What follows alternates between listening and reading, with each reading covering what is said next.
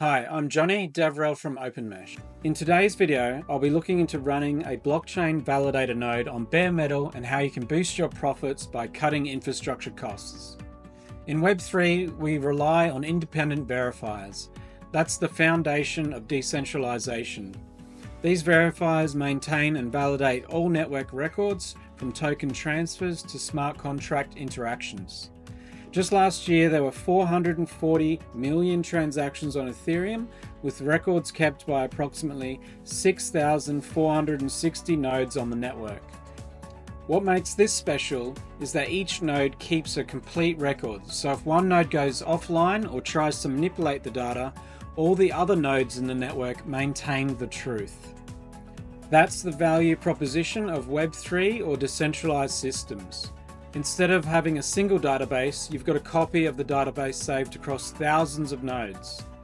That's why I was drawn into Web3, because instead of trusting companies and brands and people, the trust is built into the system.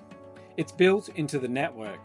This creates a fairer financial system that can't be shut down or controlled by a single group, where anyone can participate in and benefit from running the infrastructure that powers it.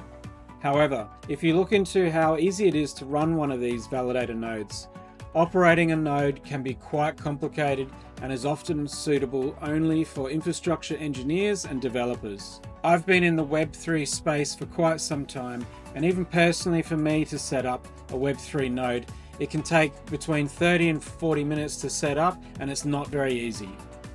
When I meet people in Web3, I like to ask, have they run a node before? And often they always say, I've never run a node. In my opinion, it all comes down to two challenges. Most people find nodes too complicated to set up, and there hasn't been a clear financial reason to run one. At Openmesh, we're solving both problems, making nodes running profitable while keeping it simple enough for anyone to participate. That's what the team is focused on, trying to bring down costs by aggregating across multiple bare metal providers, finding the lowest possible wholesale price. Instead of going with the big three premium cloud providers, we aggregate across multiple bare metal providers, and then we try and find the most affordable unused server capacity across hundreds of data centers all around the world. This capacity can be allocated into running a validator node for Ethereum. In contrast to traditional providers, using bare metal right now can save you up to 60% on costs. And in the future with Openmesh Cloud, you could save up to 90%. Let me show you why infrastructure choice matters so much for your bottom line. We've built this easy Web3 node as a service economics and viability comparison tool for validator running costs. You can check it out over at openmesh.network/NAAS. Okay, so in order to compare different pricing for AWS, bare metal, Openmesh, you just select the providers list here. Drop down, let's load up AWS and bare metal. Now looking at today's date, the Ethereum price is $3,208.14, and the estimated cost for hosting an Ethereum Validator node on AWS, the cost will be $210. Let me just run through the earnings potential first. So here's the calculations. A full validator earning 32 ETH staked generates approximately 0.152 ETH per month in rewards. With Ethereum's price today at $3,208.14, we multiply that by the 0.152 ETH, which equals $486.78 in monthly revenue. Subtract your bill from AWS of $210 and you're left with $276.78 net monthly profit. So let's break down those numbers again across different providers. On AWS, with costs of $210, you're making $277 in monthly profit. On bare metal servers, which are available now, with costs of $85, your profit jumps to $402 per month.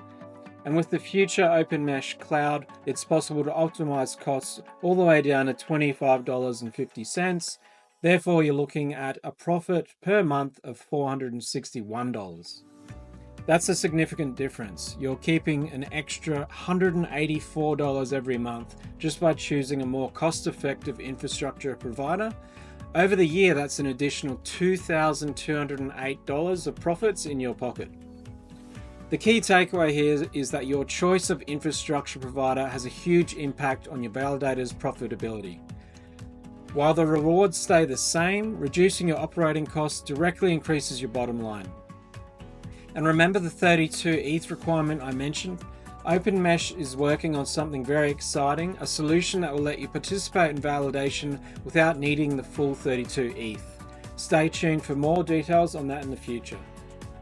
So today I'm not just showing you how to save costs on running an Ethereum node. I'm also showing you how easy it is to deploy on Xnode Studio. So simply go to the Xnode Studio website, connect your Web3 wallet, go to the app template store, select the Ethereum node validator template, click the deploy button and choose the deployment target, which could be your DVM or bare metal machine. That's it, your node is up and running, earning you money instead of costing you money.